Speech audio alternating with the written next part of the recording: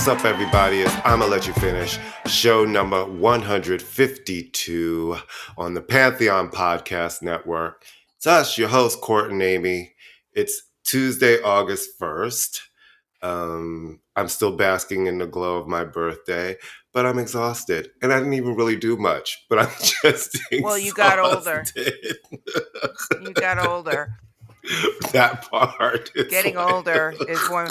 We have a guest today, Nicole Duncan-Smith, who's a writer, editor, community activist, minister. So we will clean up our language. One of us will clean up. You have a tan? You look tan.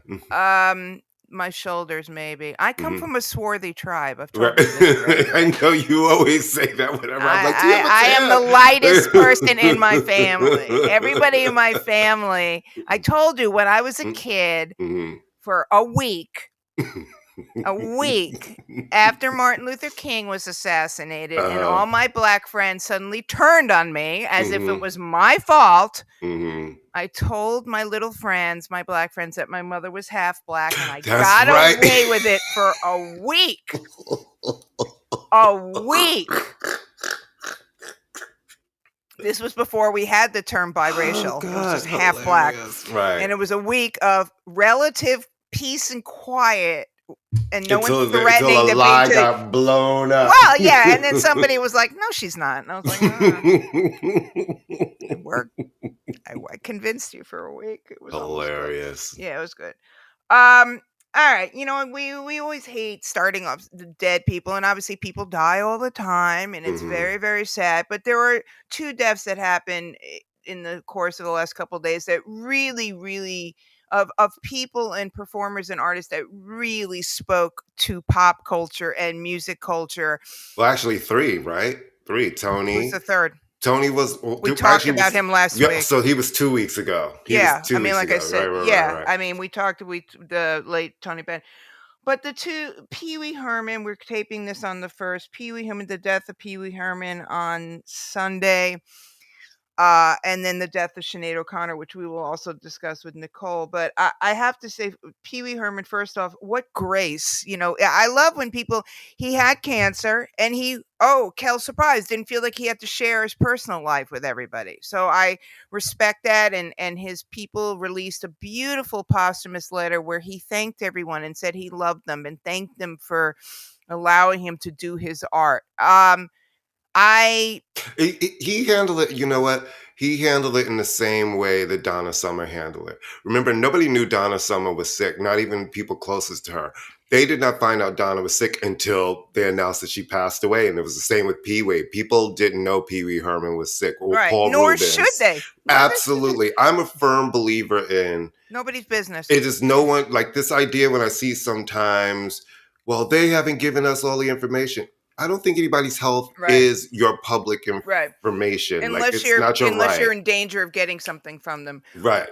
So I was, my son was born in 1989. So if he watched Pee Wee Herman with me, it was basically me plopping him in front of the TV set. He wasn't actively watching, but I watched Pee Wee Herman, usually hungover or whatever.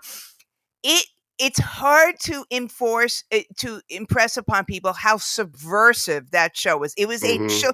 I mean, he had done stuff before, and if you want to just completely fall in love with him again, people have posted all his performances with David Letterman, and they are just he had HBO specials. I saw him on Broadway. I saw the Pee Wee Herman show on Broadway, which was great. No, he was great. The Pee Wee's Playhouse, which was the children's show, sets by Gary Panter, music by Mark Motherbow, by Devo, launched the career, well, not launched, but brought Lawrence Fishburne, Cowboy Curtis into the forefront, Tito from The Plugs, Essie Patha Murkison from Law and Order. A lot of these people, John B. the Genie, Phil Hartman. I mean, a lot of these people. Grace Jones legendarily coming out of the box at Christmas singing The Little Drummer Boy. Right, like, but he the people that he had on that show and the humor. It was a colorblind kid's show with some real adult humor. But never inappropriate. And I have to tell you, like, how many times do I use Pee Wee references? I refer to John B. the Genie all the time. I always, I know you are, but what am I? The other day I was at a restaurant and there was a big motorcycle there, and we were trying to park, and I said, make sure you don't knock into the bike because then it'll fall. And the next thing you know, you'll be dancing to Tequila in the basement of the Alamo. I use that line, but there's no basement in the Alamo all the time. I have a friend, and we kind of quote that a lot. It's a great Alamo. The Alamo quote. It's the greatest. Most genius shit on the planet. Genius. So he was just, watching these clips of him with Letterman, and Letterman, obviously, Pee Wee Herman was a character. He was also an actor. Who his stuff on 30 Rock was hilarious. He was in Blow. He was again, we've said we're not going to use the line, but he was iconic. There was nobody doing what he was doing. It was a spoof on kids' entertainment at the same time. It was so loving. And I often say that when I first started writing professionally, I thought it could just be like Magic Screen and I'd sit in front of the computer and it would write itself. It does not happen that way. Right. And Cherry, I still call my chair Cherry. Really, really sad. He was not a part of our childhood because we were adults by the time he came on, but oh my God. It would be like if Rocky and Bullwinkle were actual people, or Bugs Bunny were actual people in that and they just died and they were gone. So, bless up Pee Wee Herman. Paul Rubens, wonderful. Never to be duplicated again. And all the stuff is available online. I was about to say, and if you haven't watched it in a while, go back and just watch Pee Wee's Big Adventure again. It is as genius today as I'm a rebel, Donnie. I'm a loner. So and good. Big Top Pee Wee. I saw both these movies. I saw both movies. First, Benicio del Toro's first role. He was Jojo the dog-faced boy. Another line I use very often. No, he's just great and fun, and at a time when everybody overthinks everything and is over contextualizing everything and blah blah blah blah blah, he just lovely. And it was just, and kids loved him, and just humanity, just the humanity that poured out of him, and funny and sweet and kind. And so rest in peace, Pee Wee. You brought us so much happiness, or at least absolutely brought me so much happiness. And then if you want to speak to Sinead, well, she passed last week, I believe, right? Last Wednesday. It's really funny when we talk about punk rock. I know she wasn't technically in that category, but to me, she was really just punk in the way that she was never meant to be a big pop star. And she would say, I was never meant to be a big pop star. She was like, I'm a protest singer. I've always been a protest singer. And, I discovered her. I was in college when The Lion and the Cobra came out, right? So that really fit directly in the wheelhouse of college radio when that was really a strong that was a real thing back then for music, college radio and college radio stations. Shit. When we first started out, South by Southwest used to be all the way geared around college radio and the kind of bands and roots music too. It got played on college radio. But she was so much more than, the second album, I Do Not Want What I Haven't Got, and Nothing Compares to You. Like, I love so many of the later records from her. Yeah. Gospel Oak is amazing. Throw Down Your Arms, her reggae album. Her covers oh my album. God, I love her covers album. Success Has Made a Failure of Our Home. Baby, listen. So good. Don't Cry for Me, Argentina, so Black good. Coffee. And her stuff on the Red Hot collection. Her You Do Something to Me. Listen, all of those records, just an amazing, amazing artist. Someone who we've really watched talk about mental illness in a very real way for a very long time. And also, let's face it, she was completely pilloried, persecuted, mainly by men. And your friend Madonna. Sorry. I'll say a lot of women too. Listen, there were a lot of people very offended when she, being the first to speak out about certain things publicly, the first people are never the ones who get patted on the back. When she pulled out that picture of the Pope and ripped up the picture of the Pope, trying to talk about the abuses of the Catholic Church on children in Ireland, people were so taken aback. She was banned from Lifetime on NBC. She never appeared on NBC in the US again, ever. They never lifted that ban. But she was right. We come back decades later and she was completely right. Well, I mean, and imagine, and I'll explain the Madonna thing in a second. Imagine a situation in 2023 where a woman, and I'm stressing this, a woman says or does something controversial, and the next week, that same TV show allows a male guest to come out and say, "I would have smacked her if she had said that." Imagine that. Or Frank Sinatra threatening to beat her up, or Joe Pesci, or all these. Sorry. I mean, it's unfathomable. And then performing 2 weeks later after the SNL incident, and at the Bob Dylan tribute, and the audience booing her, and not one of those men except for Chris Christopherson defending her. So screw you, Bob Dylan, Mr. Protest Singer. I mean, that's just, to me, it's like there is a misogyny at the heart of everything, because no man would have been treated like this. Everyone's heart, there are he would have been a hero. They would have been pointing to the issue, like he's bringing to light these things that are look happening. At him. He's amazing.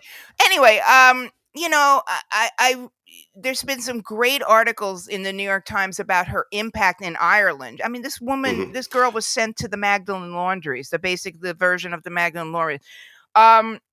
I just, one thing, and I don't know what, it doesn't matter how she died, really. And I'm so sick of people, oh, now she's with her son and her torment and her mental, she's dead. It's sad. She was young. We know she had mental illness problems. We know we had the tragedy in her life. But the sad thing is just, I don't need people playing pop psychologist on the internet. Right. I don't want to hear like your theory about, she's dead. She was a great artist. She was continuing to make art. She didn't have finishing. One she was one out. She was one song away from finishing her album. And the Madonna thing is just that Madonna said really nasty things about her, and but 80s, 90s, that was Madonna's quip. She always had something shit to come out of her mouth. But it was nasty for a woman who presents herself as a feminist. I just think to comment on another woman's looks, because I'll tell you something, Sinead O'Connor was a beautiful woman. Absolutely, but listen.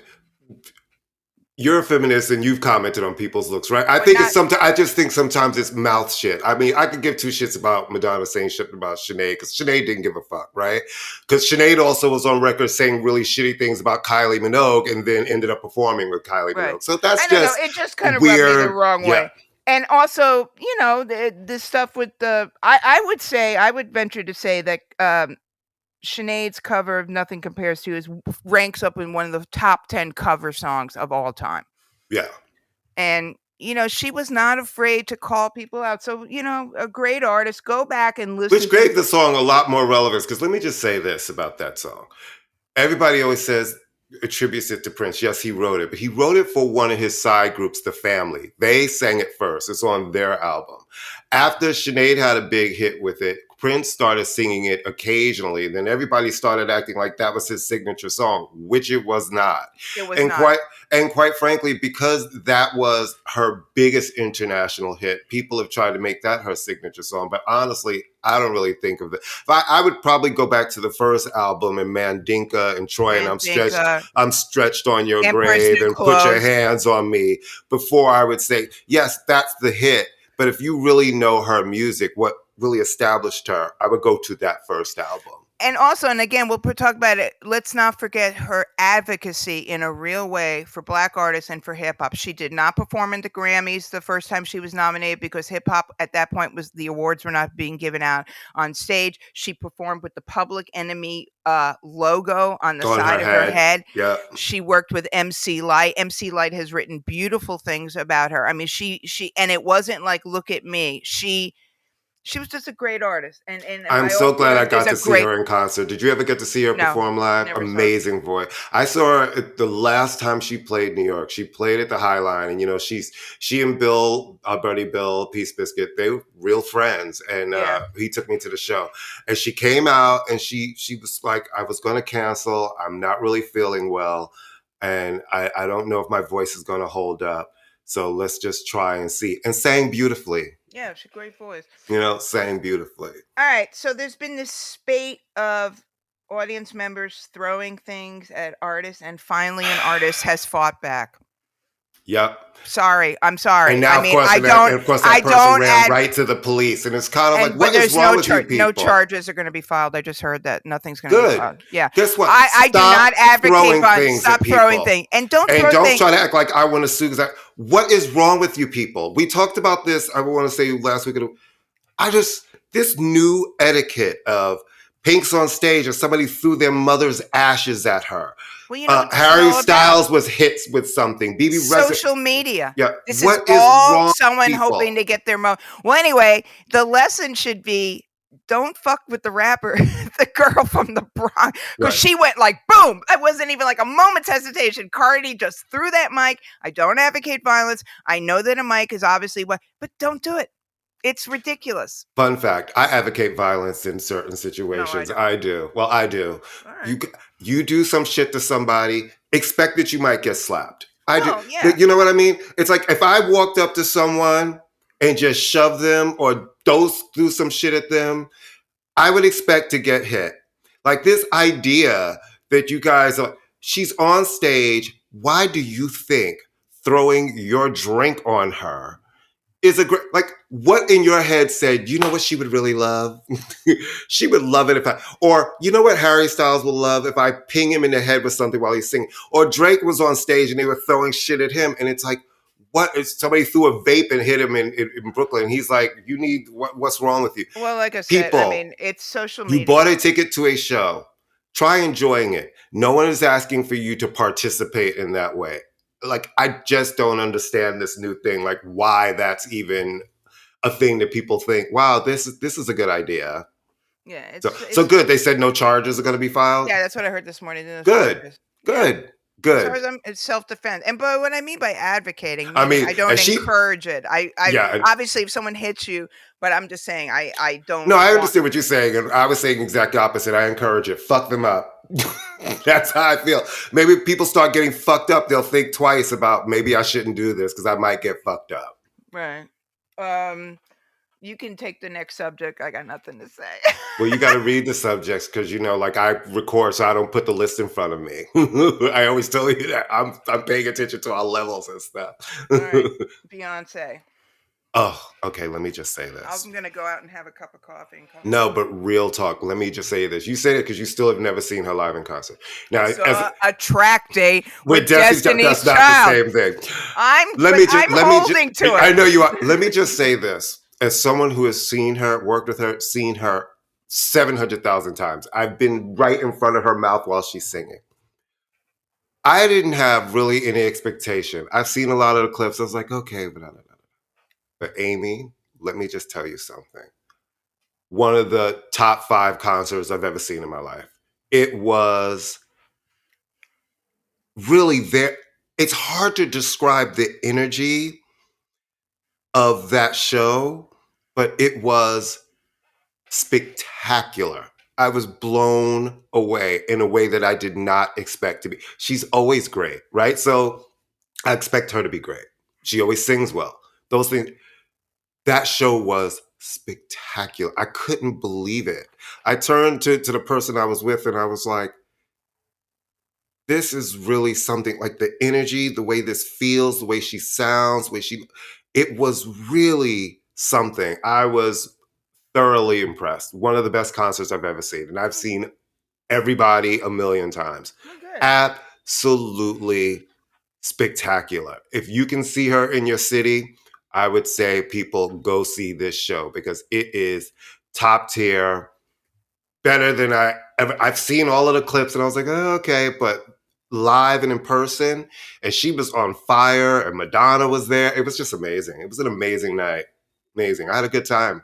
I was really How do you know Madonna was there? Because she was right in the audience and the VIP in the front. And when she came, I'm just asking. How did when she was sitting in the VIP? Well, we're sitting there and all of a sudden this roar of the crowd before the start, I mean, literally screaming and clapping because Madonna was coming in. Oh.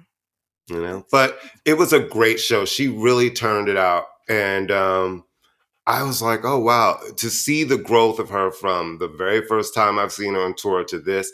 One, now I see why it was so expensive. It looked expensive and the graphics were amazing. And all of those visuals that everybody wanted to see, yeah, they're in the show and they're amazing. It was great. It was great. Right. Loved it. Loved Madonna, it. Loved it. You wanted to talk about the Madonna album? Madonna album? This is the 40th anniversary of me falling in love with Madonna. I still have my original vinyl that I bought the day the album came out. And listen, I know that she's not one of your favorite people, but Madonna to me is absolutely a blueprint on how to do a dance pop album, and an album that has gone through the decades with a bunch of classic songs. It still holds up. I put it on to this day and I can still dance around and do all of the things. It's an amazing, amazing, amazing record. And, listen, I think that she is still our amazing queen, and I'm so glad that the album is getting this recognition, and I think that it is wonderful. 40 years, and I can't wait till she hits the road in the US next year to kind of see some of these songs being sung. It's always the anniversary of something. I'm just thinking. And when we were growing up, nobody was doing all of this shit. Every album now has an anniversary, and it's like even the ones that were hits, they're like, it's the 30th anniversary. This was a big record, but literally this idea that everything now gets an anniversary with the deluxe edition, without. Well, I'll give her credit. They didn't do any of that nonsense with this. It's just marking it. She didn't try to cash in again, on it. Yeah, it's all right. Should I run down the list? Jimmy Allen. I don't. It's like so. Here, kids. Here's a career tip for you. Children of former slaves. Here's a ladies and gentlemen. This is our new segment of the show we call Free Tips from Amy. Free tips. Yeah, this is your free code. I'm saying that are you descended from slaves and you didn't get those skills that you learned? Have you been victimized by dictatorships and you didn't get those skills? Okay, so here's a way to make money. Become a moderately successful country singer, get credibly charged with 2 sexual abuse charges, and then go, I know, I'm going to have a comedy tour, which is only 3 dates, number one. Is that a tour? My thing is that a tour? So we're talking about Jimmy Allen. So that's not a tour. Give me a break. That's 3 dates. It's so, I kept having to read the headline. I thought it was being punked. I was like, is it The Onion? I thought it was The Onion or something. Okay, first off, is he funny? Do we know any indication that he's funny? Is he funny? 2 minutes ago, he was the hottest thing in country. Well, he's done now. Now, there's a comedy tour? Yeah, no, 3 days. He has countersued the 2 women. So he's got countersuits because he's denied them. And so he's put countersuits.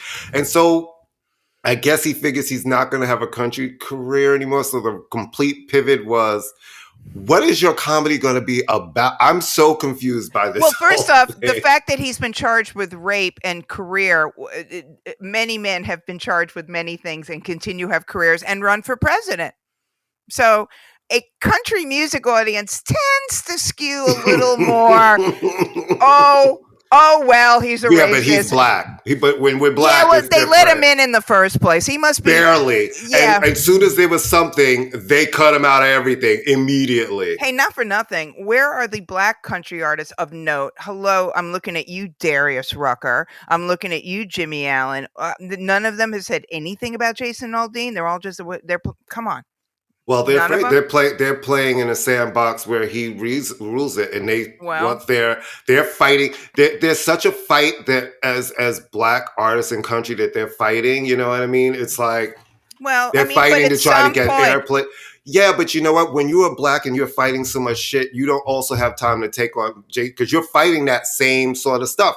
Not feeling like you're having your music played. Not getting certain sort of things that other artists are getting. So it's like, nice if people had conviction. I understand what you're yeah. saying, but I mean, if somebody was directly attacking me, I might just maybe have a tweet if the kids are still tweeting, or an X, you Yeah, know? but that's the thing. Well, These black artists are fighting a lot of shit. It's like it's a fine balance, and you see how easily their careers are taken. yeah, So well, it's an easy thing to say on the other side, and then when you're kind of inside trying to make your way, and motherfuckers are dangling that carrot over your head, it's yeah. fucked up. Well, Jimmy And Allen. listen, and Jason Aldean, as you can see, all his plays have just shot up, even though he quietly edited scenes out of that video, Well, right? I But I still, still don't understand why no one has gone after the songwriters. I mean, he's right. just a puppet. He's a useful idiot. Okay, the Hmm. guy was a hack to begin with. He's fake from head to toe with his waxed eyebrows and his muscle shirts with no muscles and his nonsense. I'm from a small town. We know all that. Where are the songwriters? Because these guys are Right, professionals. These are, right. Nashville is the home of cranking it out. So Hmm. and the next artist that is up for working with these people, that's where you hit these people. Man, he's a fool. Yeah, All right. except what these people are getting hit with is a song now that's a hit and they're making money. The Yeah, controversy for them has made money because, they're that's cute. the love language of America. Be Right. offensive, make money. Well, people need to stop. You want Kylie? I thought we talked about Kylie already, but you Well, it can talk finally it's again. actually been confirmed. Like there was Yeah. the rumors of it. So it's going to be weekends Why does in everybody perform the weekends? Are we Miss Thing. I mean, I'm not trying to be like No, a I'm thinking jerk. the same thing too. It's like everybody's like, so I'm just gonna be there on weekends. It's like, well, if you're all on the weekend, like I don't understand. Everybody's like, I'm gonna do Fridays, Does she have to Saturdays. get up early to take her kids to school on the I week? mean, are School you I mean, flying from Melbourne every week? yeah, I'm very I confused. mean, I'm just confused. It would seem like you're glutting the market if you have a bunch of people doing weekends, but that's just me. Yeah. All right, we are going to have but we love Kylie, so we are going to have our wonderful guest Nicole Duncan-Smith. She is. I'm gonna give a little intro, and then she's gonna join us. I mean, there are so many things on her resume. I'm like jealous already. Mm-hmm. I'm like looking at her, going, she's an editor. She's a writer for basically every magazine that exists in mankind. All right. She has also worked with record labels. She's director of corporate communications for the Ultimate Rap League. FYI, follow her on social media because she always puts up these little contests. Which song, this song or this song, like a battle, and they're great Mm-hmm. because they're always like. She is the author of a children's book, I Am Hip Hop. Oh, I got to hit her up for that. And a continuing writer in the graphic novel series Blocks. I'm reading that wrong. I'm an idiot. Her daughter is a Broadway actress and film actress, and she is the first woman to be ordained as a reverend of the historical St. Paul Community Baptist Church. She has taught Christian theology, so we're going to clean up our acts. Mm-hmm. And she continues to lecture on hip hop as a viable love language to teach the gospel. That's interesting. You know what I really want to talk to her about? Because I had no idea that battle rap had a whole league and it was really that professional. Really? So Yeah, it's almost I was like really professional wrestling or I was something really like that. surprised. I was like, really? There's a whole league? I'm like, oh wow, work. Yeah, so she visiting. I mean, it's like, and she's on the board of directors of the Hip Hop Museum. So when we come back from our break, where I'm gonna write jokes for Jimmy Allen. I mean, seriously, you know who? I mean, like Brad Paisley is funny. He's genuinely funny, and Vince Gill is genuinely funny. Yeah. Is this guy even? That's what I'm saying. Is he even funny? We will see. Well, we're going to take a quick break and we'll be right back with our guest, Nicole. We'll be right back.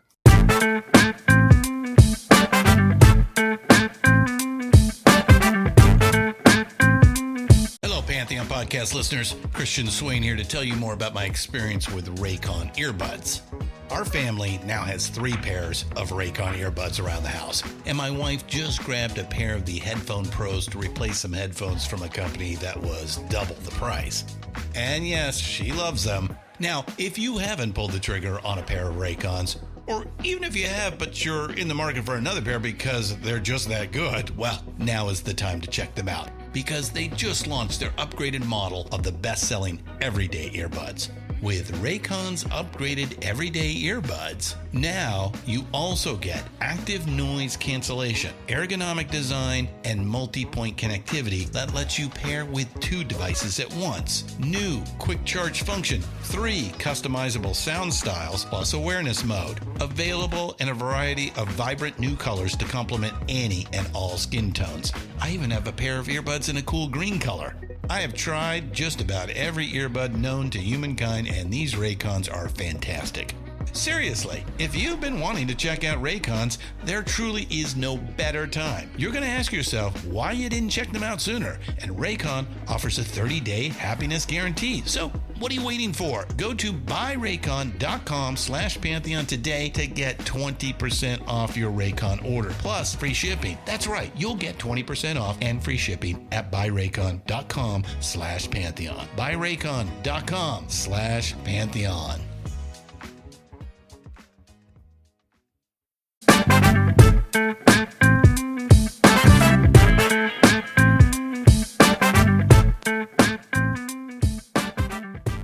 And we're back. We're back. Hey, Nicole Duncan-Smith in the flesh. Hey. Okay, I think this is the first time we have laid eyes on each other, but obviously I was reading your resume and I was like, she's done every damn job in the world. I hate her. Like we've known each other through knowing each other. For the universal hip-hop music diaspora. We've known each other. Good morning. How are you? I am blessed. I cannot complain. Oh, really? Then you're on the wrong show. Leave immediately. I was just telling Amy, I had no idea that battle rap was that, or I knew it was organized in some ways. I didn't know that there was a full league and it was really that organized. That to me is incredible because I'm older. I remember battle rap just some guys outside battling around and on, just doing shit in the yard, in schoolyard when I was younger and just different stuff. I had no idea that it had really become that organized. Courtney, let me tell you that it's not just, my league is the biggest league. The league that I work for we're the largest English speaking league in the world. Mm-hmm. However, there's over 700 leagues. Wow. And in the Philippines, there's a league called Flip Flop, mm-hmm. and they have 12 million subscribers on YouTube. Wow. Like, just to give you the scope of how big it is. Yeah. And then the second biggest one, I think, is Russia. Russia has a huge, in fact, like their Jay-Z mm-hmm. is a battle rapper. Wow. So, and he's come over here to battle, and he battled this guy on a league called King of the Dot, which is a Canadian league. Mm-hmm. And that was like in one day or so, maybe 2 days, it had like 12 million views. Like it was crazy, like ridiculous. So it's a huge thing. Drake is one of our streaming partners. And so what he did as a fan, he was like, I want to be able to be a part of this and give it to the world for free. Mm-hmm. So people don't have to pay for it. So it's that big. It's really big. Wow. Does it have sponsors? Is there like the money that's poured into it? Like, are there prizes? Like, is it just for rap? We accept all sponsors. Yeah. We're currently looking for more sponsors. Yeah, gotcha. There are multiple ways that income is assumed. So if you are an artist, you get paid like a boxer. So you don't have to win the money, though there are tournaments, but you get paid a purse. So the artists on our league, the average artist makes around $5,000 to $10,000 for 3-minute rounds. Wait a minute.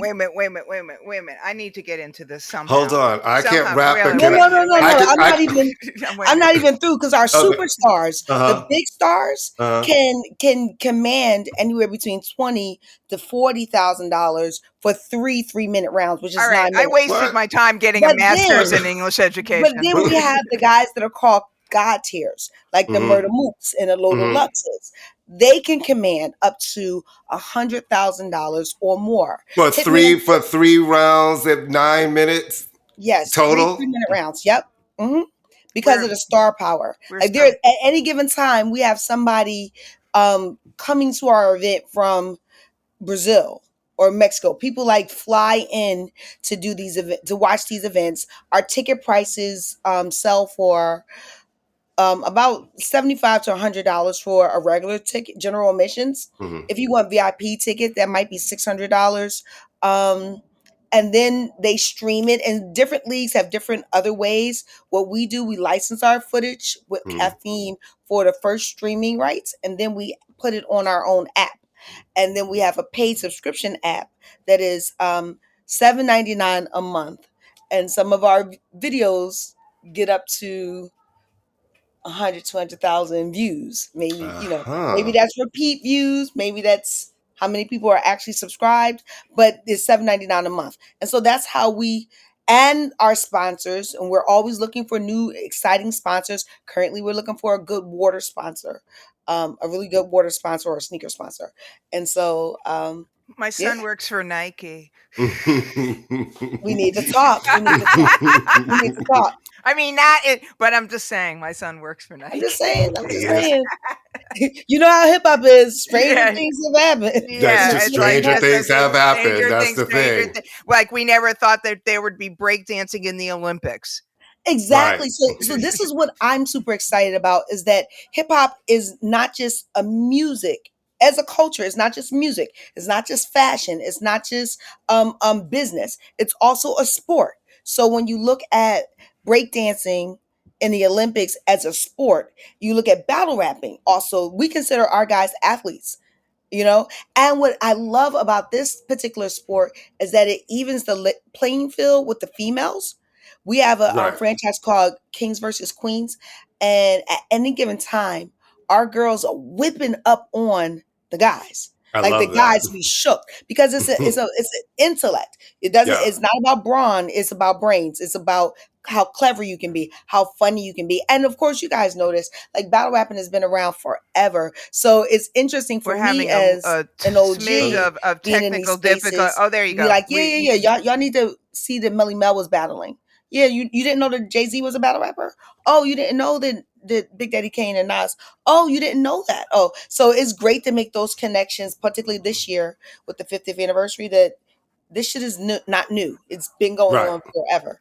Right. Plus, a lot of the, I mean, and you can certainly speak to this, a lot of the younger generation, I mean, you could say this across the board with any genre with younger generation, but they, A, don't know the roots of it, and B, don't understand that at its essence, it started not as a written form, it was a spoken form, and you had to be, quick. Like you had to be quick. It's about the communication, and so that's why when it's very encouraging that a younger audience is cluing into this, and it's a cappella. Right. So you have to pay attention to the words. So that's what I love. One thing that's interesting, you brought up like how it originated. I think of Coke LaRock, and I think about him as a DJ and how he stumbled into creating rap. Like the story is from him is that, he wanted to make himself different from Herc because he was a part of Cool Herc's team. And so they would have drug dealers and gang members come to the jams, out in the Bronx. Mm-hmm. And so the way to keep them quiet was if you shout their name, like they would pay you to shout their names out. Right. Mm-hmm. So he starts saying, Groovy Lou, in the place to be. Like he started making raps off of people's names. Now the big drug dealers will come in and be like, we only want you shouting out our name the whole night. So here's $1,000. Right. Wow. And it just started. So that's how like Coke LaRock was like, okay, well, now my little raps have to be a little more elaborate. Right. So it's interesting that rap actually was a way from the very beginning to stop gang violence. Right. If you really look at it, forget about when Bam in 74, when Bam sets up the Zulu Nation, shout out to Zulus. But before then, the whole thing was, how do we stop the killing? Like, not get you out of gang. How do we just let you for a moment just vibe? And Coke LaRock says he remembers looking out into the crowd and looking at the kids, and it was this little scrawny kid. Scrawny is a key word. Who was in there jamming to him and locked into what he was doing. The next year, he said he went to a party near the World Trade Center, and this kid was rapping, but doing it better than what he was doing with another DJ named Grandmaster Flash. So who was this kid? Melly Mel. Wow. And then Melly Mel started to battle each other, these other rappers, to get the opportunity to work with the DJ. So it's interesting when we look at that whole through line to see. I bet you Mel would have never thought that you can make $100,000 doing anything. Doing right 9 minutes. I looked at with the museum, we have like contracts and stuff from back in the day, and I looked at a Rakim contract for a walkthrough, and it was $5,000, $5,000 to $7,000 that he had to split with Eric B.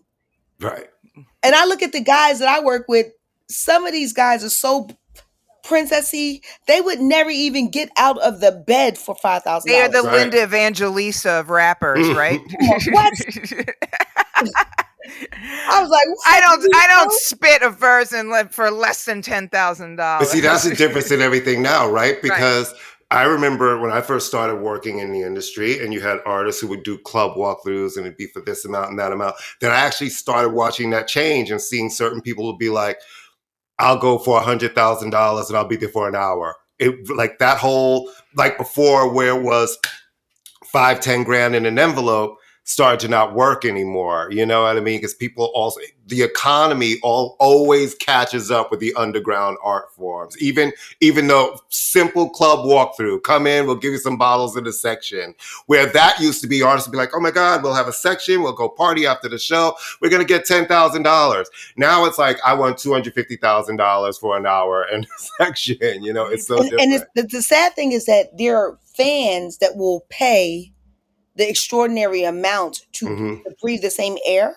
Yeah. Like I went out with some kids the other day and I happened not to have the credential. So typically if I go out, because I don't go out that much, but if I go out, I'm sitting with Mos Def.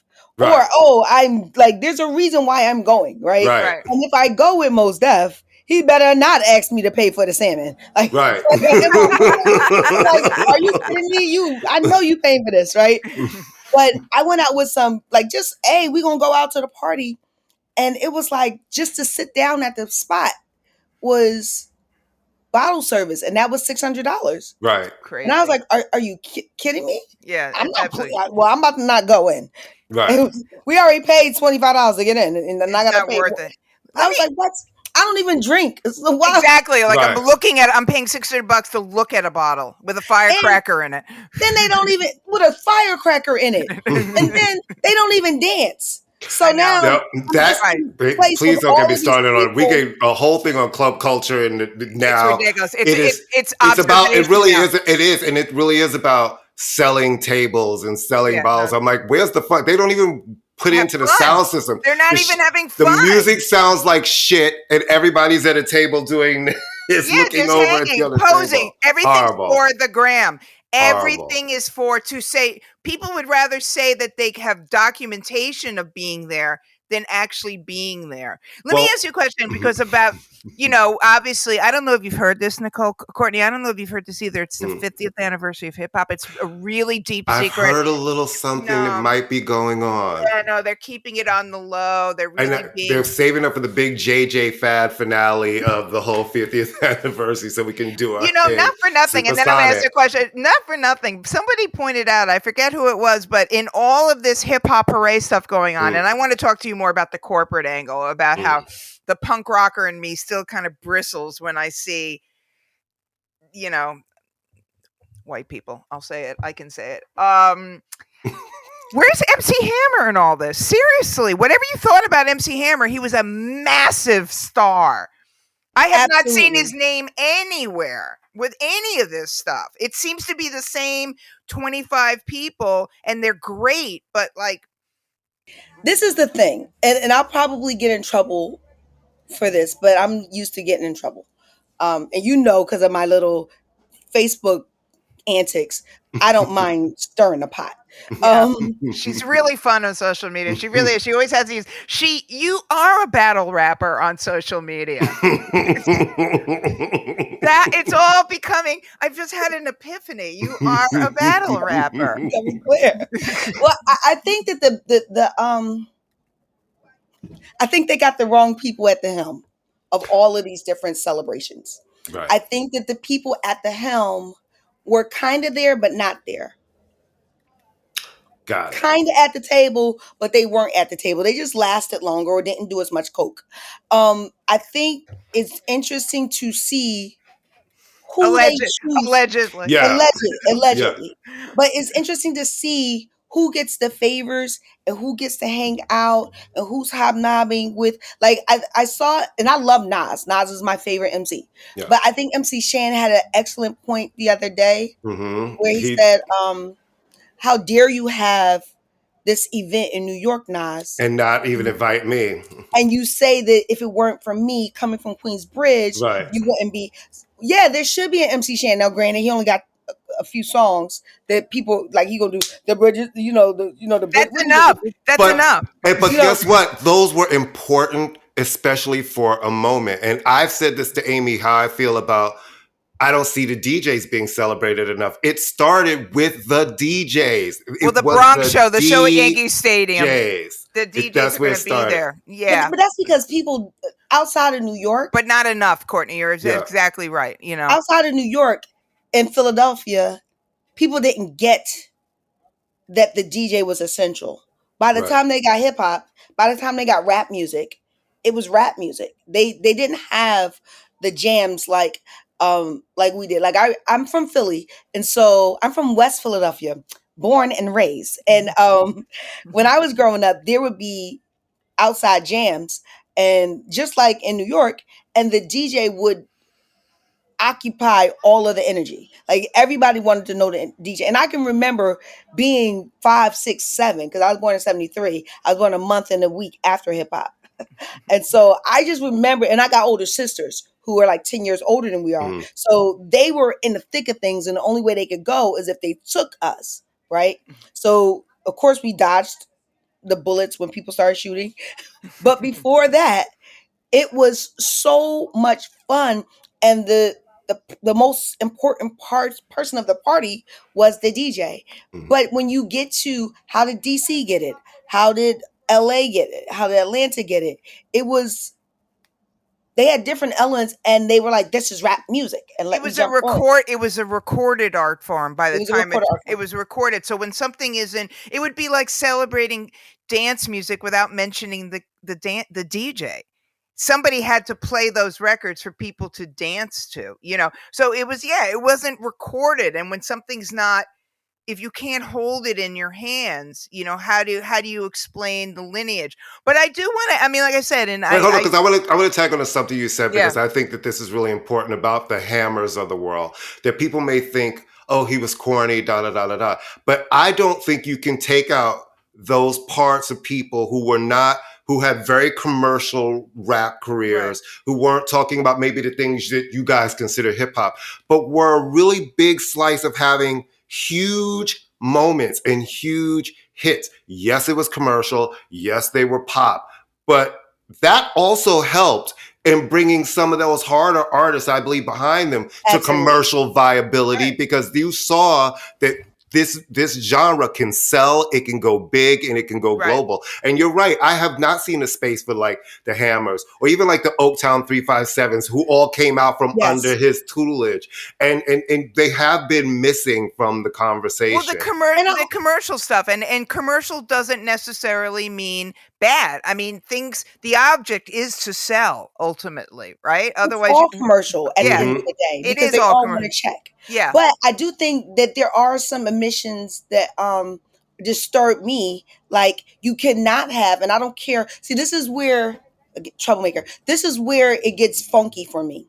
Like, we can have at the Grammys, shout out to Dr. Dre, and know that he has some issues in his past abusing women, and then you can't say anything at all about Russell. That's ridiculous for me, particularly since nobody that has accused Russell took him to court. That's kind of bad. Right. Like, that's, you throw a rock and then you go make some money off of it and then you disappear and you ruined this man's life. Like, this legacy, like, people won't even include him, which is ridiculous, because when you think about who would have gotten put on, hardly nobody would, if Russell had not had the focus, right? Because I remember, I don't remember, but Russell has told me about carrying the crates for people. So he was there really, really early. Or even Heavy D. How come people are not speaking about is him? Oh my God. I literally, let me tell you something. I'm not even lying. I was thinking about him. First off, he was the loveliest human being that ever walked the face of the earth. He was a very nice guy. Very nice guy. And I remember going up to Universal Records. I was interviewing him, and this is when I was a PTA mom. And I said to him, "Hey, Heavy, we're trying to bring these artists into my son's school. You want to write us a check?" Just like that. And he went, "Yeah, okay." And he wrote me a $1,500 check. I wrote the school. He didn't know this school from a can of paint. It was just, a lovely guy. And where is he in the conversation? Commercial, viable, fantastic. The production. Never cursed and still was hardcore. Never cursed. An image that we didn't see in hip hop. A good guy. Never started. And he used to dance in those videos. I used to love that shit, man. Like, those jams were like, come on. Or even Will Smith. Like, to me, Fresh Prince and Jazzy Jeff were a moment, and they showed you the possibility of what hip hop can be. Right. There will be no Latifah as a star, Common almost as an EGOT, if it weren't for Will Smith.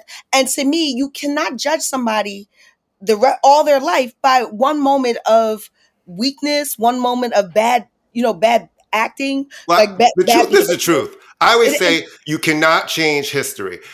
No matter what somebody has done, when you're telling the history of something, you need to tell it as it happened. You can't just omit people because they've done something. Like, if you're going to tell a story, that's not saying, I celebrate all of the things you've done, but this is the truth. And this person was central to this thing happening. It's hard because people grew up in the business. Yeah. And when they grew up in the business, they grew up in the limelight. So all of the dirty, corny, crazy stuff that you did in college, you guys watched them do. Right. Or somebody like a Will Smith, who is so crazy. The church I grew up in, he and I went to church together. Like, his mom is the twins, his brother and sister are twins, and his older sister Pam and my older sister Stephanie were best friends. Like, we all grew up together, and always been a great guy. Right. But he's, if you read his book, you see, wow, his dad was beating the shit out of his mom. Love Miss Carol. We had no idea. And all of the trauma that he has as a young Black man, not being able to take care of his mother. And then him bottling up all this stuff, going on his book tour, all of these things. And then this bad thing happened and people paint him as the monster that his father was. And I was like, that's so unfair, because we've all snapped out. And we live in a culture where people say, if you say something about my wife, I'm going to get you. If I dare you, I got a shotgun if you say something slick about my daughter. We say that. So it's just, I feel bad about Chris. I do. I also think that sometimes he's from Brooklyn. He's from Bed-Stuy. So you learn sometimes when you got a smart mouth and you say stuff. I will say this. It's funny you say that about Chris, and then we'll get, first off, it was a bad joke. It was a very dated joke. But Chris Rock has a form of Asperger's, where he cannot read cues. I'm being serious. So he literally could probably not realize that Will Smith was coming towards him, because if you look at the footage, Chris is just standing there like, hey. There's so many levels to that. It's so many levels because they've had a history of. There's a history. He's gone after him again. He's gone. You should just never say nothing if you know that person doesn't like you. But maybe his condition said, I'm not making excuses, but I'm just saying there's so many. But I am of the firm belief that most men have Asperger's. So that's. Well, I'm also of the firm belief you were at the Oscars. Sit your ass in that seat and don't get up and slap somebody. Sit down, sir. There's no excuse. Sit down. Yeah. You've been waiting for an Oscar for 25 fucking years of your life. The night you know you're going to get one, that's the night you decide to go ham. Sit your ass in your $15,000 suit. Sit down. Yeah. And control yourself. And do like everybody else with class. You beat him up at the party. You know what I mean? It's like at the party. Get him at the parking lot. You know what I'm saying? I wish that hip hop had the grace. of not being either the angry Negro or the Sambo, right? Right. It's like we got to be the good Negro or the bad one. Well, that And goes there's no in between. so many I mean, it's like, all and that's why they don't get all celebrated. Right. But the celebration, and again, it's my little punk rock roots, because I came to hip hop. I was always somebody who loved to dance and loved, R&B, and I'm older than you guys, but I didn't come up with the culture, but I heard it as a commercial art form. I mean, I heard Rapper's Delight, that sort of thing. But part of me is like, I understand wanting to get a check, but it's like, do you really want the Pepsi sponsor? It's just something that great, like the Grammys that ignored this genre for decade after decade after decade. Now, obviously, they have to let him in the door, but there's just something that feels so much like, okay, here. I feel like that about Black music across the board. Yeah. I remember as a kid watching the Grammys and watching the American Music Awards and waiting for the Stevie Wonder moment. Right. Waiting. Now it just seems like we've thrown up at all different points of it, and it don't even make sense. And then the big award will always go to Tim McGraw, and I'll be like, what? Well, wait a minute. You just had Beyonce falling from the... Don't say anything about Tim McGraw, because Tim McGraw's his father pitched for the Mets, Tug McGraw. So we like Tim. Well, we can insert it with any other random. I know, but I'm just saying. I happen to like Tim McGraw because he was in Friday Night Lights, and he's really good in that. And Tug McGraw. I'm sorry. Okay. I will now lean back in my seat. All right.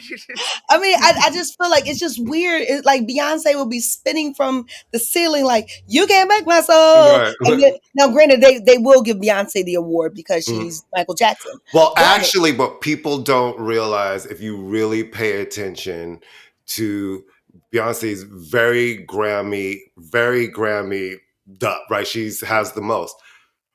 They're not in the categories that people think. You're like, her Grammys are always in Best Contemporary Urban Album, Best R&B Song, R&B Rap Song. She has very few in the Record of the Year, Song of the Year. She's never won Album of the Year. I want to say Halo and Single Ladies kind of maybe broke through on that side, and I think Crazy in Love. Everything else is always stuck. They can say urban and give it to her. And then this last Grammys, when she won dance Grammys, right? Renaissance won Best Dance Electronic Album. Break My Soul was Best Dance Electronic Song. It wasn't Record of the Year, Song of the Year, Album of the Year. That gets into the whole qualitative, like, is a Harry Styles record better than a Beyonce record? You know what I mean? It's like saying, like, which flavor... I don't know. No, but it becomes, when Beyonce, like an artist like her, puts out a record, we hear about it for months, right? And it's across every platform, white, black, every platform. But when it comes to those, but then when it comes time to award it, it's always funneled through that black lens. It doesn't go through that same pop lens anymore, Yeah. But Courtney, I started trouble. The Beyonce, you made me think. And this goes back to my Facebook antics. So, and they are, Courtney. This is like shenanigans of the finest. No, it's great. It's both an IQ test and a personality quiz. At some, I love it. Getting when she gives a heart to something I say, I feel validated for the entire day. Right, and I'm such an asshole because did you start a Beyonce thing online? Because the kids get very sensitive. What did you say? This is not house. No. It is not house. It is not house. It's apartment. That's what I said. It's not house. It's a dance. And when I tell you the people that wanted to argue, and I was just like, shut up. It doesn't have the pain of No. It doesn't. She doesn't have the abandon of house music. She is technically too good a singer. She is. You have. Well, no, it's not about being too, because there's great singers in house. No, but there's a control. You cannot have control. There is a control, but I think the control is contrived. Like there is a mind. I love you. Do you live? I'm about to make a hit. Do you live? And I'm going to get Robin S. You live in New York, right? You do live in New York. All right, we're getting together at some point. No, listen, I really love this album. I think of it as a dance album. House is my generation. My first club was the Paradise Garage. You know what I'm saying? That was my very first club. I've been to Paradise. I've been to Better Days, Tracks, The Warehouse, all of the things. Those are my clubs. It is not a house music record. I think it's a great dance pop record. dance record. Yeah. And you can I hear the influences of that. But why can't it just be a dance record? Yeah. What makes why does it need to be house? Because she always has to have a gimmick and a theme. Because everybody has to have a gimmick and a theme. Not just her, everyone. In the same vein as a Martha Watt, with all of the CeCe Pennisons, like all of the ones. A diva. Right. Like you get to be with them. You get to be with Sybil. Like, what are you talking about? Yeah. Right. You can get to be in the tradition of Sylvester. What are you talking about? Right. It's because you don't understand. Can you come back again like every week and we'll just keep going with that? Talk a little bit about the museum because I hold on. Before we get to that, I want to because I do. Oh, sorry. I want to ask about the sequence. Because why is it? Where's Angie Stone? Why is Where it? is Angie Stone? To me, aren't they the first? Yes. To me, aren't they the first recorded female rap group? And no one talks. I don't think they get any talk about in the history of hip hop. We celebrated them and as the museum, the Universal Hip Hop Museum. I think that there should be a larger. You can't. Your hip hop, your female hip hop cannot start with Roxanne Shante. Right. Shout out to Shante. My daughter was in the movie. We love you. Right. Yeah. We love you. But it has to go back to the sequence. It has to go back to the Debbie D's and the Lisa. All of them, all of the Sha Rocks and all of them. Right. And we celebrated this, and you bring up something that maybe I need to revisit it and push for that. I thank you. I will push for that more because they wrote many of the songs for the Sugar Hill Gang. Right. And when they did the Great Day in Hip Hop photo shoot, Angie was there. They invited Angie. She brought D'Angelo with him, but they invited No, it's ridiculous. I mean, shout out. I was there. I was there. Shout out to Sheena Lester. Did you? I was there too. I was the little. I'm in the clip. It's hilarious. I'm literally wearing the most white girl outfit I could humanly possibly come up. I don't know. I was wearing this little thrift store dress and running around with a leather jacket and Doc Martens with a clipboard. Because that was the look. The look. Well, Leslie, bless her heart. Leslie was like, if you want to come up here, you're working. Here's a clipboard. Here's some credentials. Get to work. Oh, bless her. I told Courtney my great contribution to hip hop culture, if I've done nothing else, and I probably have done nothing else, was suggesting that Blondie get invited to that photo shoot. And what a suggestion that was. Shout out to you. Yay for me. There's a picture that Miles Marshall Lewis has of us from that day. That's the only picture of me, and I'm just like throwing my body like so excited to be in the mix because I went to school with Miles. Miles, actually, he was a big shot, and I was a freshman, but we still got to hang out with the same people because we were the same type of people. So right. That's so funny. And Miles was my assistant back in the day when I was the video buyer at Tower Video, and he was in NYU. And Miles would never give me work when he was an editor. And yet he's still my friend.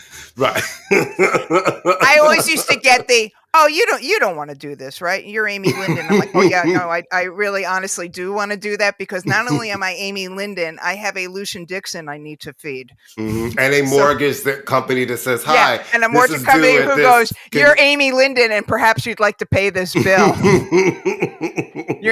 I am not too big to write about anything. Trust me.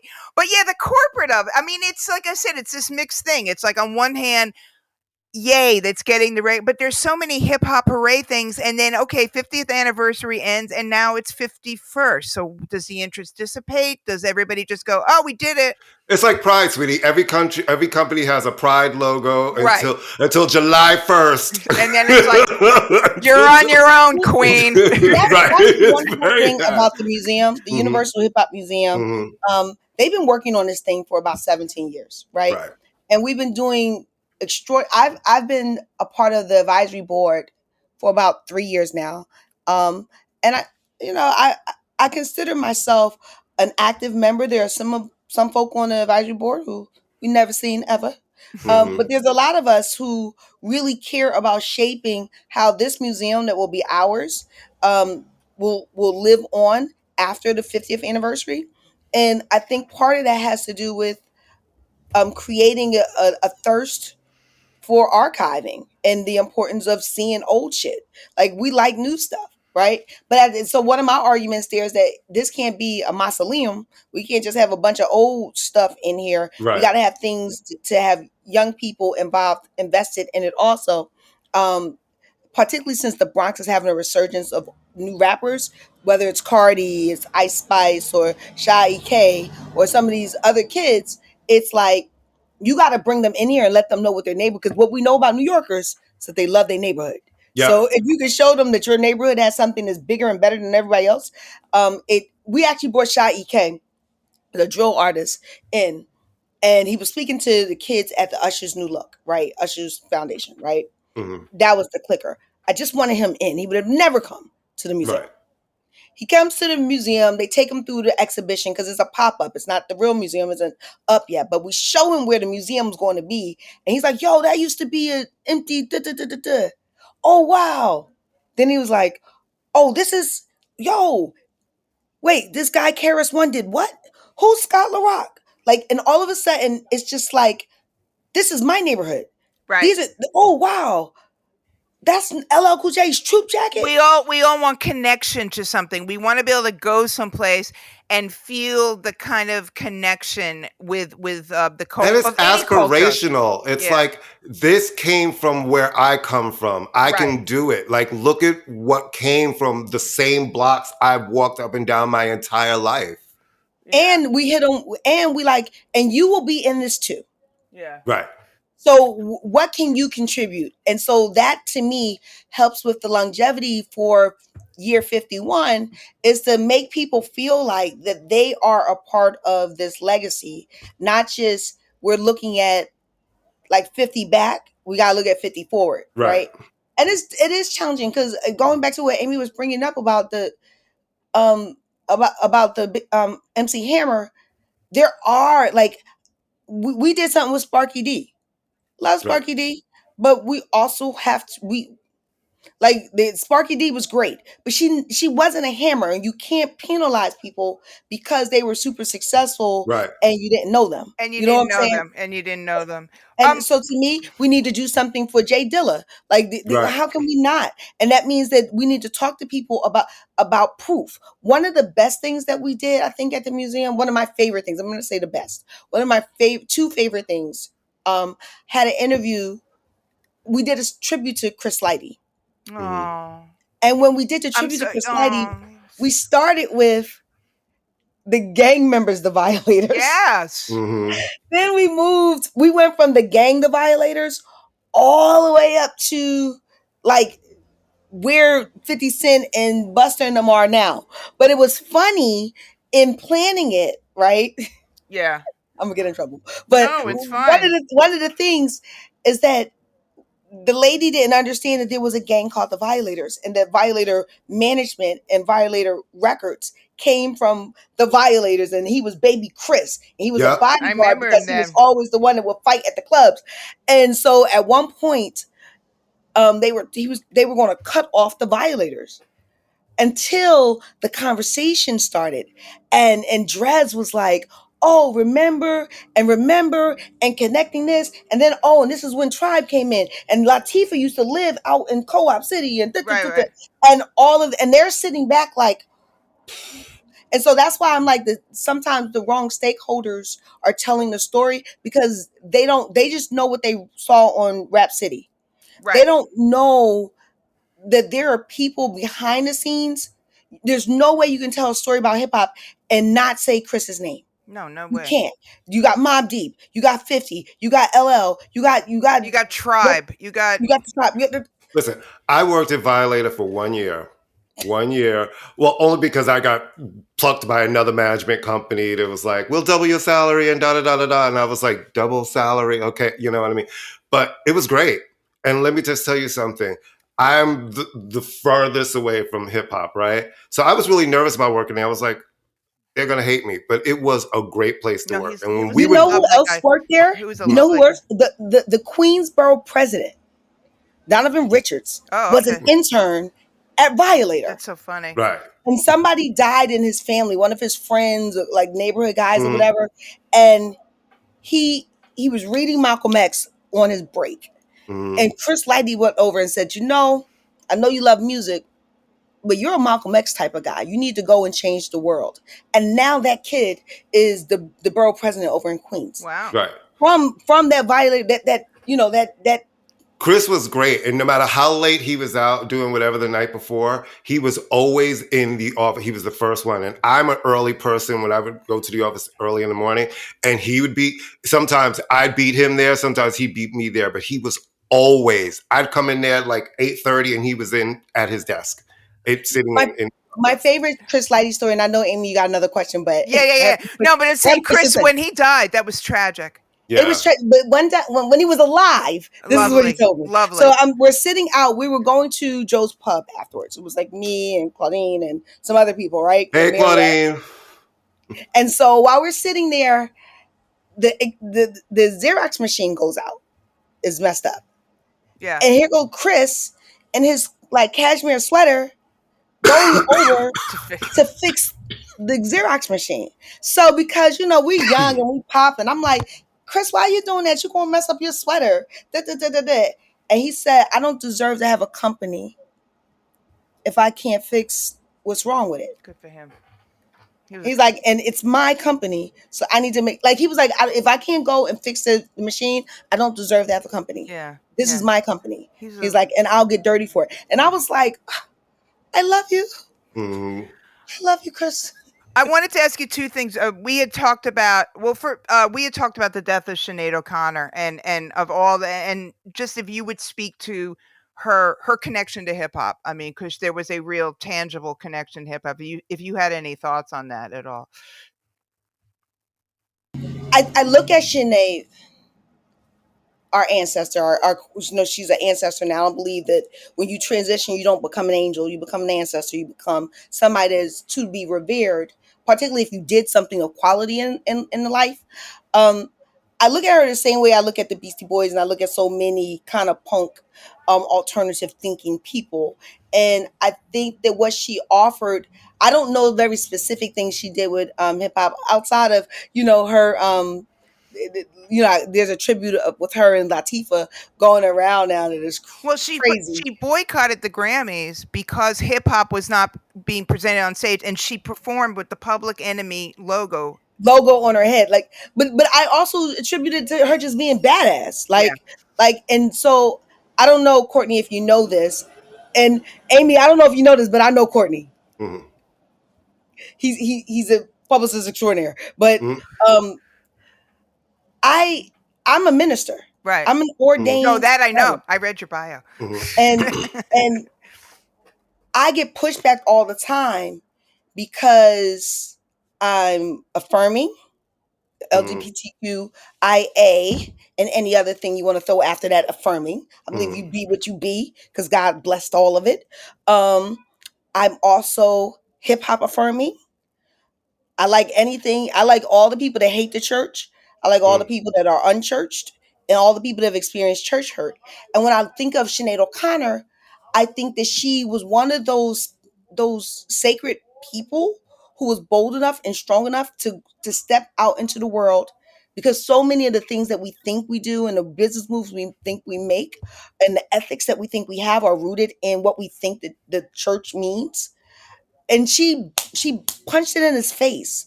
And so for me, it was a loss because even though she's a little bit older than I am, I was a kid looking up to her.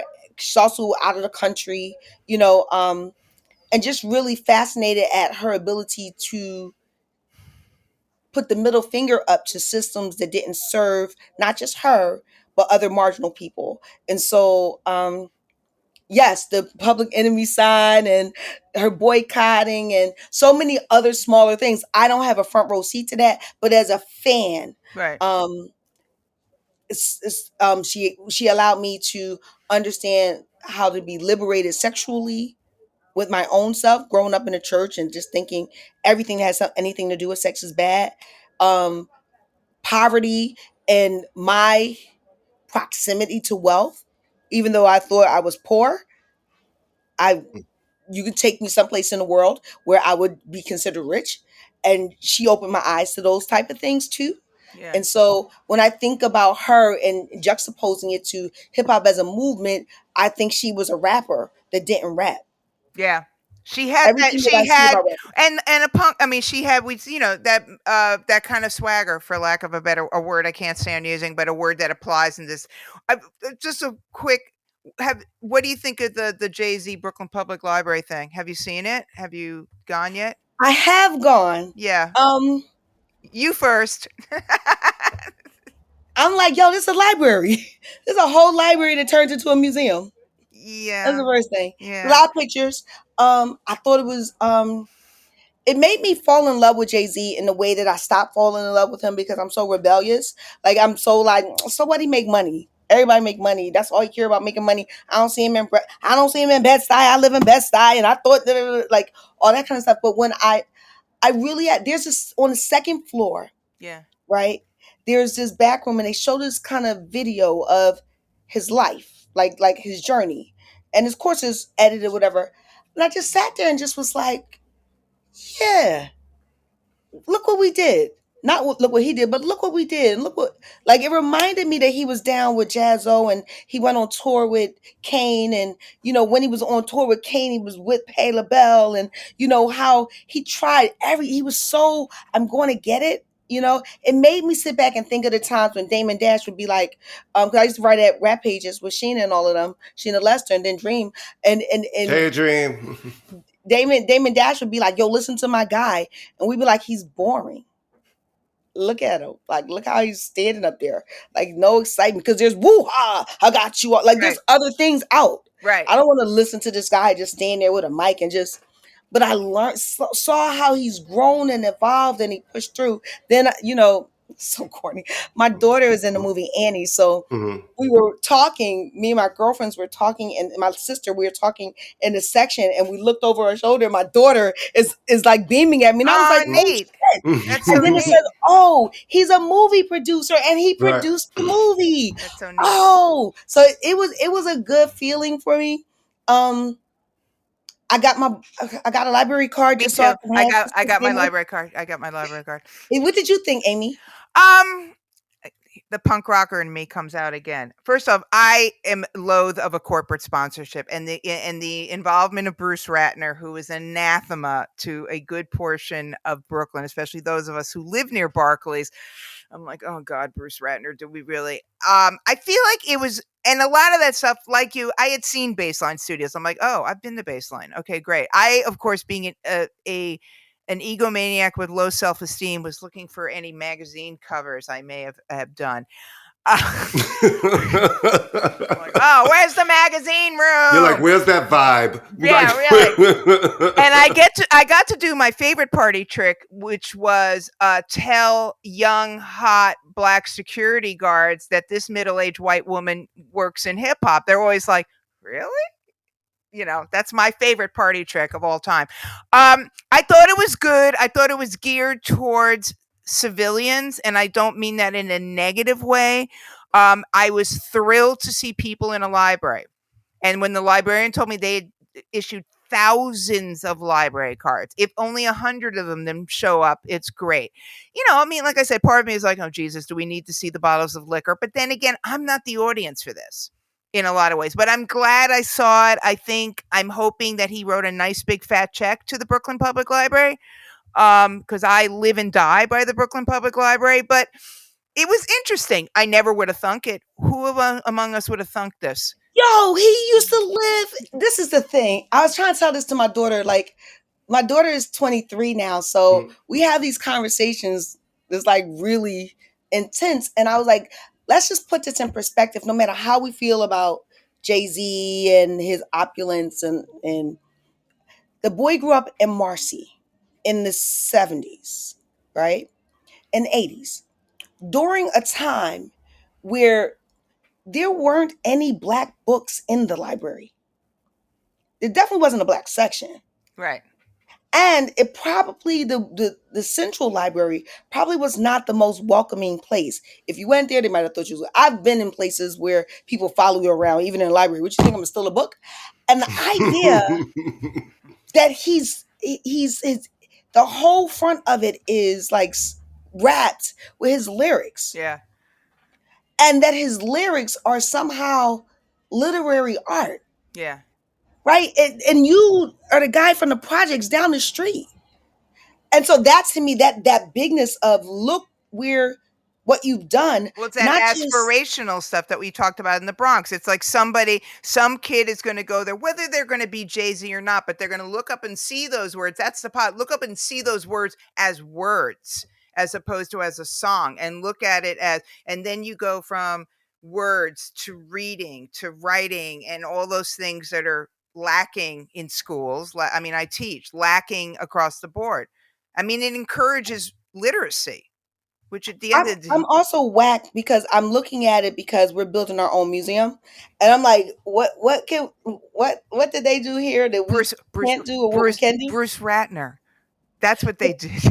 But this is the other thing. So I don't know if you've been to Nashville. They have the National Museum African American Music. I haven't. Kenny Gamble and Deanna Williams, who's my mentor, who actually was the first person to ever look my way. Right. And I was 13, 14, and she was like, "Hey, come up to WDAS and intern for me." And I was like, wow. What? Deanna Williams? Because she still was Deanna Williams, the most glamorous woman I had ever seen. So glamorous. So glamorous. And so they have this museum in Nashville, and it is so I look at the Nashville Museum, I look at the Smithsonian Museum, and I looked at this Jay-Z exhibition, and I'm like, you don't need... Technology allows us not to need to have things like, I grew up with museums where you're afraid to touch stuff because it might knock over and then you have to pay for it, and your family is in a pauper house or whatever. This allows you to bring in and move stuff, and so I'm excited about the museum opening and seeing the Jay-Z exhibition, which today is my husband and I, our 25th anniversary. Happy anniversary. Congratulations. And thank you for starting your happy, blissful day with us. Yes. We appreciate it. The flowers will be at your house shortly. Well, the goal was for us to renew our vows in front of the museum with the Jay-Z lyrics in back of us. My dress is coming from Ethiopia, and it has not arrived yet. So, okay.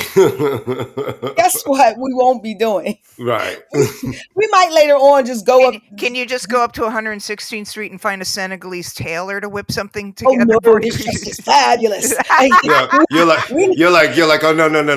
It needs to be that dress. That's why I'm having it shipped from a whole other continent. It needs to be that dress. It needs to be that. And I got the sneakers, the white sneakers with it, and he's gonna be b-boyed out, and we got a girl. We got a girl who is a nailtician. She's going to renew our vows. She's going to. I love it. Okay. That's very New York. That's such a New York situation. My dress is coming from Africa. My nail girl's gonna fucking redo. She's gonna do the vows. And then we're going to City Crab after to have some crabs. And post it on IG like, okay, right. And it'll be catered by Houston's if it still exists. Oh, let me just tell you something. I still love Houston's, but now it's called Hillstone in New York. But I love Hillstone. Oh, really? Yeah. Well, we're gonna take a quick break. We'll be right back.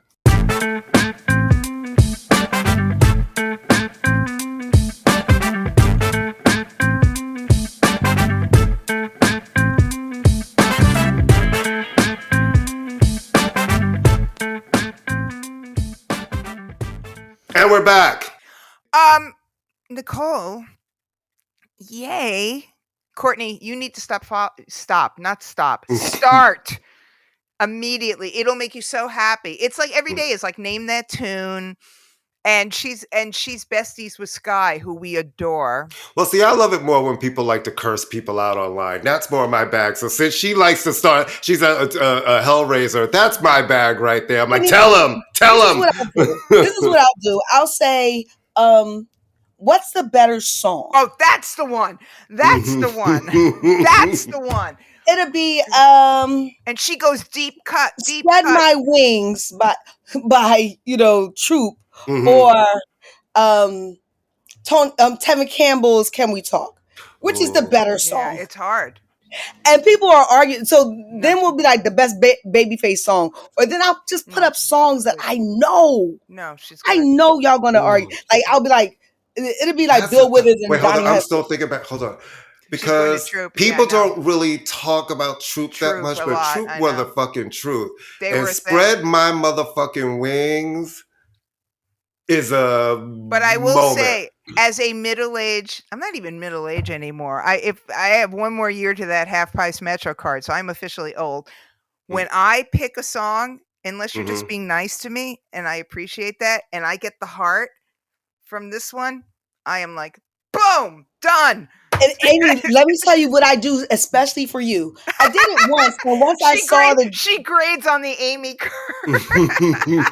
I will do a whole series on 80s pop music. Oh, thank you very much. And thank you. I love for people to say stuff and Amy get in there and read them for filth. I'd be like, yes. You know me, I do it. They'd be like, Twisted Sister. No. No. I'm sorry, The Thompson Twins. Really? No. Bronski Beach, shut up, sit down. Don't you dare say anything about that song. Well, we are so glad that you're here. We're so glad we had this time together, to quote from the great rapper Carol Burnett. I just friend requested you because clearly I was you have to. I need to get in on this action. You need this woman in your somebody life. Somebody starts some shit and I'm clearly the one who likes to drive right into it and be like, I have a thought. No. So if you have to erase one of the catalog, their existence from everything, which group? Boyz II Men, Jodeci, New Edition. Oh God, girl. Or Dru Hill. Which one would you just Dru Hill. erase? Dru Hill. They're all Dru Hill people. Dru Hill. But they were girls. They were people. It's not even a question. Dru Hill. Who were arguing because they are of a generation where Boyz II Men was not that relevant to them. Oh my God. Or Jodeci was not that relevant to them, and they only like New Edition because they seen. So it's interesting to see people. Not even a question. Not even a question. Dru Hill was always, to me, even with the hits, a Jodeci cover band. But they got joints. I know, but please tell Steve to do a whole versus with Dru Hill.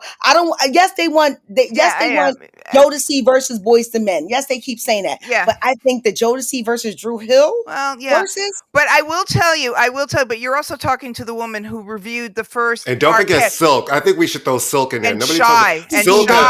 But Silk had a lot of albums and a lot of hits. That's why I love Keith Sweat. People can say whatever they want to say about Keith Sweat. People will not say anything they want to say about Keith Sweat because Keith, the man who kept his job on Wall Street all the while he had #1 records. That, to me, ladies and gentlemen, is a superstar. And then he put out that Cut Close album, which is really fierce. The Cut Close album is a fierce album. All right. Blackstreet. Where's Dave Hollister in this conversation? Well, first of all, Dave Hollister, the song he had called "My Favorite Girl." All right, can you just stay on for the next 3 hours? He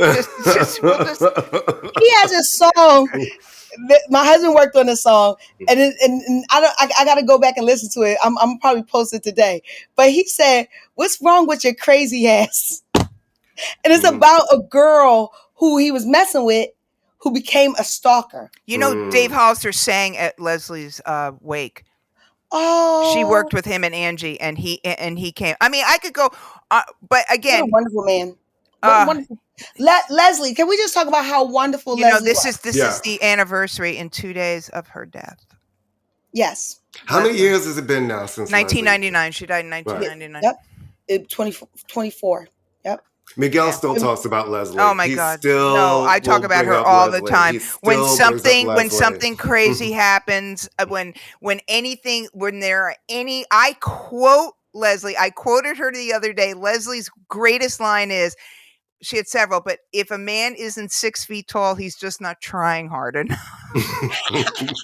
And on that note, wait, did you say Miguel? Yeah, Miguel Bigger. Tell Miguel Beguer how Nikki said hi. We will. So if you look, Courtney, I'm gonna add you as my friend. But today's my anniversary. If you look at my wedding pictures, Lauryn Hill was in my wedding. So I was a part of that Lauryn Hill crew. Did you tell her? Did you tell her it was like 3 days earlier so she would show up on? No, wait. She showed up late for my wedding. We were taking pictures at the end. And I was like, "Get up here, take the pictures." Wait, she's my daughter's godmother. Oh my God! She showed up late to the church service, but the church service was running late anyway because the pastor was, black pastors, or whatever. And so she was like, "Did y'all wait for me?" We was like, "No, but look how God works. Come on down." Well, that's why she's not in the Great Day of Hip Hop photo, because she showed up late, and she was literally sitting there in a Jeep watching the picture being taken. Wow.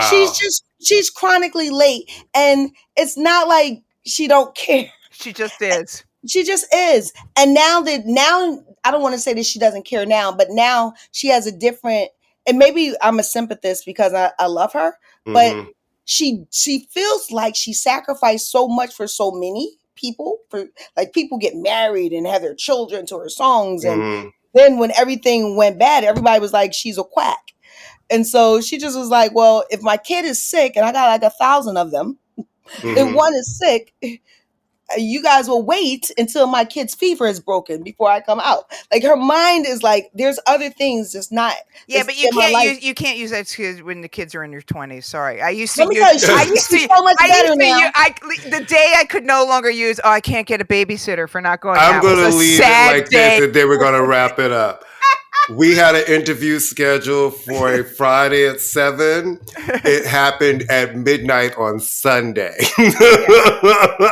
Well, I went to the one music fest last year, and Lauren was on time. And when I say on time, I mean it might have been 20 minutes late, and that could be anybody's. I will quote myself. But she's the loveliest person. That's the thing about it. Once she's there, she's great.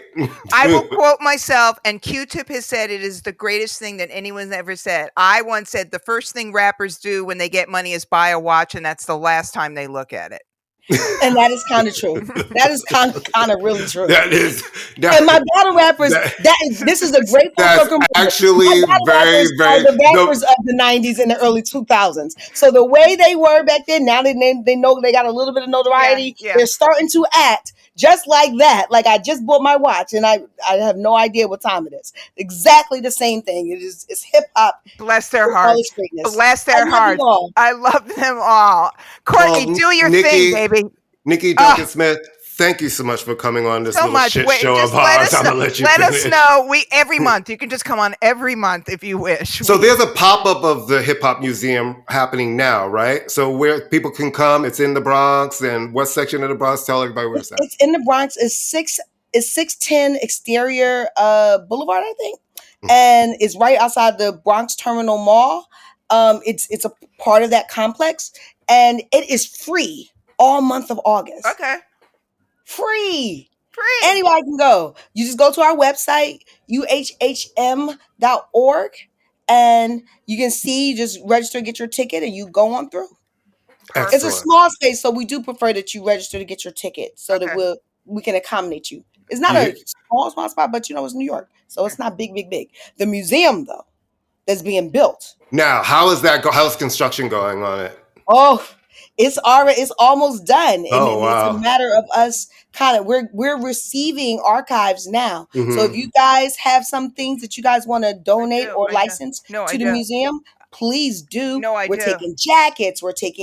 We got stuff like Biz Marquis's notebook that he would write his raps in. And I don't have anything that great, but I do have a picture of me and Boogie Down Productions in a roller skating rink in Jamaica. Oh, we would love that. Like, we'd love, and because Microsoft is one of our partners, we're going to have a whole virtual museum also. Wonderful. That people are going to be able to, while the space has to be revolving, right? There's going to be some staple exhibitions, but we'll be bringing things in and bringing things out. There will be a virtual catalog of museum stuff that people will be able to access. And we're trying to do technology where things would be like holograms and stuff. Oh, wow. Are you guys going to have a performance space in the museum? I'm unsure. There's going to be an auditorium, right? And I'm sure they're going to do some. I know that they want to do shows. Like every time we talk about stuff, they'd be like, "You think a rapper would perform? You think?" And I'd be like, "Yo, we're a museum." Like when you guys are having like galas or something, because there's always something Yeah. to bring money in a space where, you know. Yeah, that's what we're thinking. I'm not sure because I haven't seen the fully furnished, constructed body of the space. It's just too big and overwhelming for me to kind of look at that kind of stuff. That's just me. I'd be like, oh, this shit is big. Right. But we are doing we're having a gala fundraiser coming up on the 24th, and that's exciting. We're honoring Sylvia Rome with the Sylvia Robinson Award, and we're honoring D Nice and a bunch of other folk. And Yo-Yo's going to be the host, and Ari Melber is going to be the host. And hey, Ari Melbourne is the patron saint of all white Jewish hip hop fans right now. Okay, he's the best. He's the best. So I saw him walking down my street. I always see him in your neighborhood. I've seen him when I was at Evelina, and he'd be saying he lives somewhere around there. He actually wrote the foreword to I'm writing Havoc's memoir from Mobb Deep. Oh, nice. Yeah, no, he's an insightful. Pray that we can get this done. He's good for the Jews. He wrote the foreword for it because he's a huge Mobb Deep fan. I know, bless him. And it just his foreword was making me like, oh shit, like you know what you talk about. So yeah. All right, you guys, I love you all, and thank you for including me, and I will definitely be back if you have me. Oh. And thank you for being here. Guys, you know what it is. Weekly here on I'ma Let You Finish on the Pantheon Podcast Network with over 60 amazing music shows of every sort of type. And you know who we are. You come every week, so we'll see you next week. Bye. Thanks, Nicole.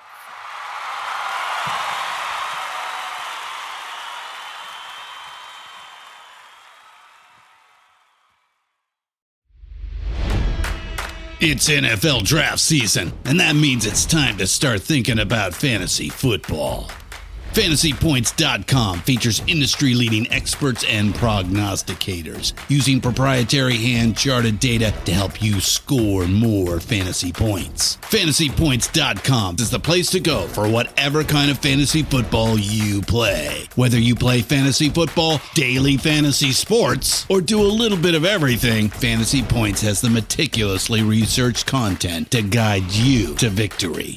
And why wait for the fall? Fantasy Points also covers the new spring football league, the UFL. Join the guru, John Hansen, Scott Barrett, Joe Dolan, and other massive names in the fantasy football universe with an exclusive offer. Use code Pantheon for 15% off any Fantasy Points package, including the all-in package with access to every article, tool, and data nugget that Fantasy Points has to offer. That's FantasyPoints.com and code Pantheon for 15% off at Fantasy Points. FantasyPoints.com, code Pantheon. Score more fantasy points.